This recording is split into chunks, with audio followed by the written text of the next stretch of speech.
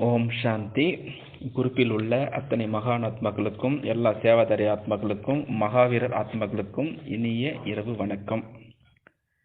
So இன்னைக்கு எல்லாருமே அழகாக பாபாவை வெளிப்படுத்தி விட்டோம். விதவிதமான தலைப்புகளும் போட்டு, விதவிதமான ஆடியோ போட்டு, விதவிதமான யூடியூப் சேனல் போட்டு பாபாவை அழகாக வெளிப்படுத்தி விட்டோம். ஸோ எல்லோருமே நீங்கள் சத்தியகுத்தில் மாமியார் வீட்டுக்கு போகிறதுக்காக ரெடி ஆகிவிட்டீர்கள். ஸோ அந்த வகையில் எல்லோருக்குமே பாப்தாதாவின் சார்பாக வாழ்த்துக்கள் வாழ்த்துக்கள் வாழ்த்துக்கள்.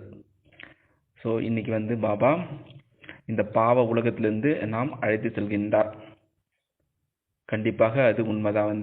இந்த சத்தியத்தை பாபா நமக்கு சொல்லி கொடுத்து அந்த ஆத்மா உணர்வில் கொண்டு வந்து அந்த மகாவீரர் அந்த நிலை கொண்டு வர செய்கின்றார். அந்த வகையில் நாம் எல்லாருமே எப்பொழுதுமே அந்த நெற்றியில் தான் பார்க்க வேண்டும். அந்த மகாவீர் என்றாலே அந்த நெற்றியினுடைய கண்களை தான் பார்க்க வேண்டும். அது கொஞ்சம் விலகினால போச்சு, அவுட்டு, ஜீரோ. ஸோ அந்த வகையில் பாபா இன்னைக்கு ஆத்மாபிமானி அந்த எல்லைக்கு அப்பாற்பட்ட நிலையை கொண்டு வர செய்கின்றார். எப்படி இந்த பரிசாவெல்லாம் காமிப்பாங்க ஆகாயத்தில் பறக்கிற மாதிரி. இட் மீன்ஸ் என்னன்னா, அந்த உயர்ந்த ஸ்திதி கடவுளுக்கு அடுத்த நிலை எதுனா பரிசா தான். அந்த பரிசா ரொம்ப அன்பா இருக்கும், ஆனால் விலகி இருக்கும். அந்த பரிசா அது யாருக்கு எந்த நேரத்தில் கரெக்டான சமயத்தில் போய் ஹெல்ப் பண்ணிட்டு வரும் இந்த பரிசா. அதான் பாபா நம்ம அந்த சொரூபத்தை அடிக்கடி எமர்ஜி செய்வ சொல்லுவார். இப்போ இங்கிலாண்டில் இப்போ கொரோனா வந்திருக்குது. ரெண்டாவது செகண்ட் வெர்ஷன் ஆஃப் மீட்டோட் கொரோனான்னு வந்திருக்குது புதுசாக.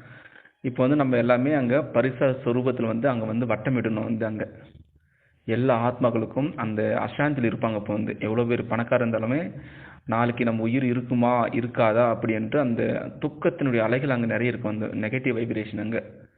ஸோ இப்போ நம்ம என்ன செய்யணும்னா, மனசேவை மூலமாக அடிக்கடி அங்கே போயிட்டு அது ஃபஸ்ட்டு இங்கிலாந்து எங்கே இருக்குதுன்னு தெரியணும். ஃபஸ்ட்டு மேப்பில் போய் பார்க்கணும். இந்தியா மேப்பில் போயிட்டு அந்த காட்சியை பார்க்கணும். அந்த இங்கிலாந்து எங்கே இருக்குது அப்படி பார்த்துட்டு அந்த நாட்டுக்கு நம்ம பரிசா மூலமாக அந்த சக்தியை கொடுக்கணும். அது அந்த காட்சியை நம்ம எமர்ஜி பண்ணி பண்ணி பண்ணி நாங்கள் அங்கே கொடுத்துக்கிட்டே இருக்கணும். ஷகாஷ் மனசா சேவை பண்ணாங்க. நம்மளால் போக முடியல. இந்த இடம் அந்த குளோபல் ஹவுஸு பாபாவுடைய சென்டர் இருக்கக்கூடிய அந்த அத்தனை மகான் ஆத்மாக்களுக்கும் நம்ம உட்கார்ந்த இடத்துலேயே அந்த காட்சியை நம்ம எமர்ஜி செய்யணும். அந்த தெளிவான கண்ணாடி மூலம் பார்க்கலாம் அங்கே என்ன நடக்குது, அங்கே லண்டனில் என்ன நடக்குது அப்படி என்று நம்ம பார்க்கலாம்.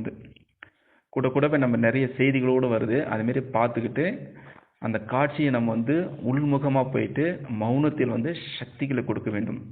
இதுதான் பாபா சொல்கிறார். அந்த முரளியை படிப்பது மட்டும் கிடையாது, 10 தடவை படிப்பது என்பது கிடையாது. அதை நடைமுறை சுரூபத்தில் கொண்டு வர வேண்டும். அந்த ஆத்மான்னு சொன்னாவே மன சேவை கொண்டு வர வேண்டும். இன்னைக்கு பாபா அதுதான் நிறைய விஷயம் சொல்லியிருக்கின்றாரு. அந்த இன்னைக்கு சுகதாமத்தை பற்றி நிறைய சொல்லியிருக்கின்றார் இன்னைக்கு.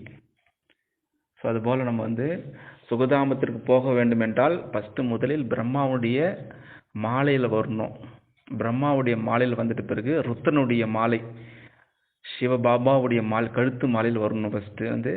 மூணாவது விஷ்ணுடைய மாலையில் சுழற்றப்படுவன்னு சொல்லியிருக்காரு.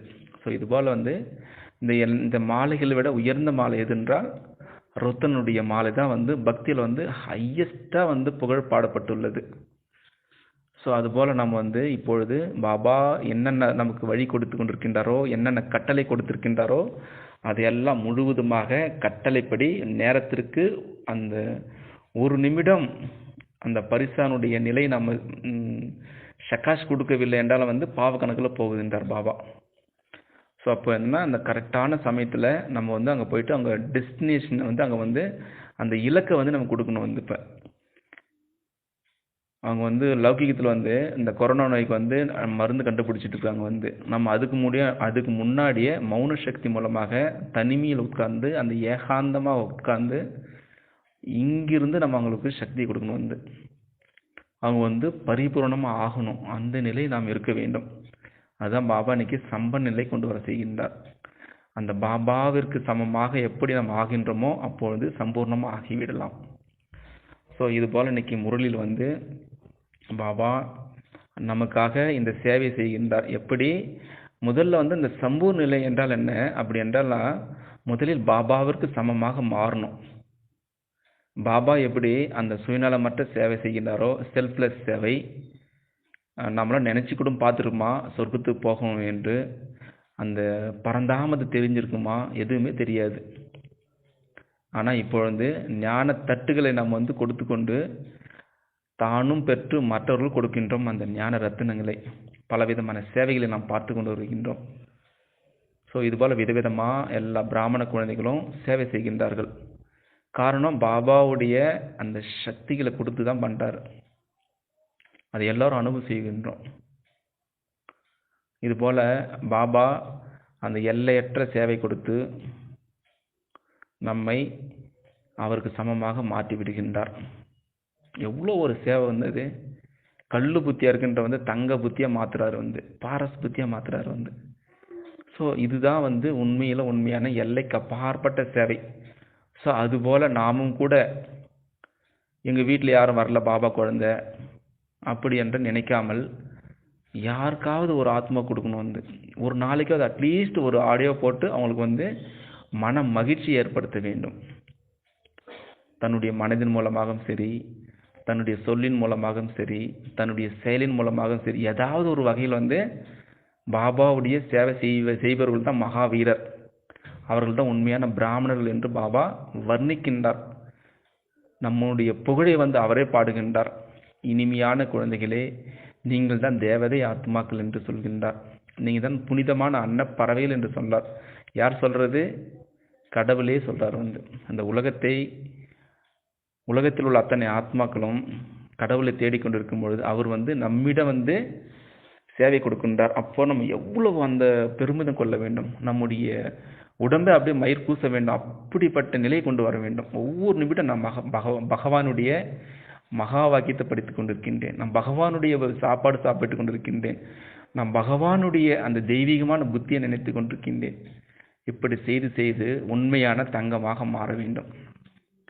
ஸோ இது போல் பாபா இன்னைக்கு அந்த பாவ உலகத்திலேருந்து கொண்டு போகிறார். அந்த படகுல வந்து நம்ம கரையை ஏறப்போகின்றோம். அந்த உற்சாகத்தில் இருக்கணும் வந்து. நாளைக்கு நான் இந்த உடம்பில் இந்த ஆத்மா வெளியே போனாலும் நான் வந்து 2 பிடியாவது பாபாவிடம் கையை காண்பிப்பேன். அந்த நிலையை நாம் கொண்டு வர வேண்டும். இப்பொழுது அது கொண்டு வர முடிகின்றதா அப்படி என்று நாம் சோதனை செய்து நம்ம வந்து முன்னேற வேண்டியதாக இருக்கின்றது. இப்பொழுது அந்த ஆத்மா உணர்வு கொண்டு வர வேண்டும்.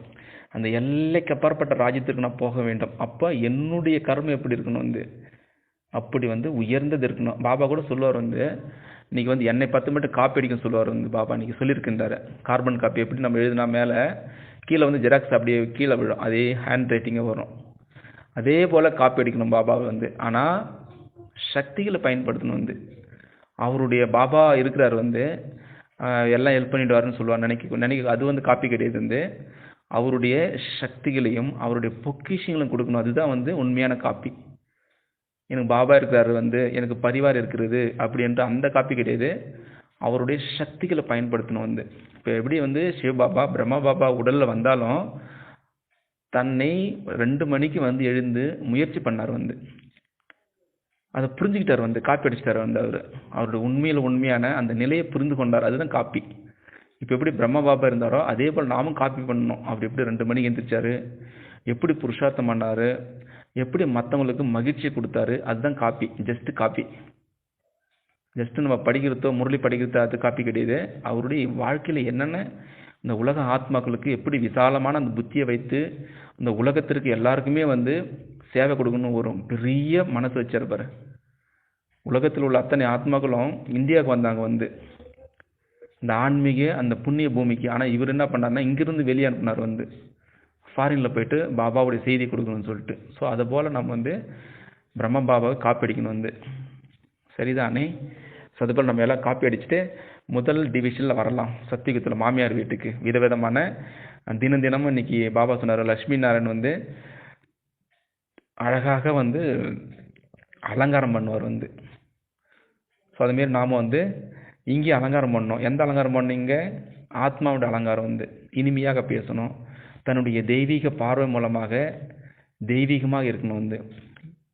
தன்னுடைய கரங்கள் எப்பயுமே வந்து ஆசீர்வாதம் கொடுக்கணும், மற்றவங்களுக்கு வந்து இனிமையாக பேசணும் வந்து. ஸோ இது போல் அந்த 16 வகையான அலங்காரங்களை ஆத்மாவோட அலங்காரம் போட்டால் அங்கே வந்து லக்ஷ்மி நாராயணுக்கு வந்து விதவிதமாக அலங்காரம் பண்ணலாம். ஸோ அது போல் இன்னைக்கு பாபா இன்னைக்கு முரளியில் வித்தியாசமாக சொல்லியிருந்தார். முரளியில் இன்னைக்கு சத்தியுகத்தின் வந்து கடந்த ஒரு 4 மாதமாக சத்தியுகத்தை பற்றி நிறைய சொல்லி கொண்டு வருகின்றார். கண்டிப்பாக கிட்ட நெருங்கி விட்டு தான் நினைக்கின்றோம். ஸோ அந்த வகையில் எல்லோருக்கும் வாழ்த்துக்கள். ரொம்ப சந்தோஷம். மீண்டும் சந்திக்கலாம் நாளை காலை அமிர்த வேளையில் பரிசாவினுடைய ராஜ்யத்தில். ஓம் சாந்தி.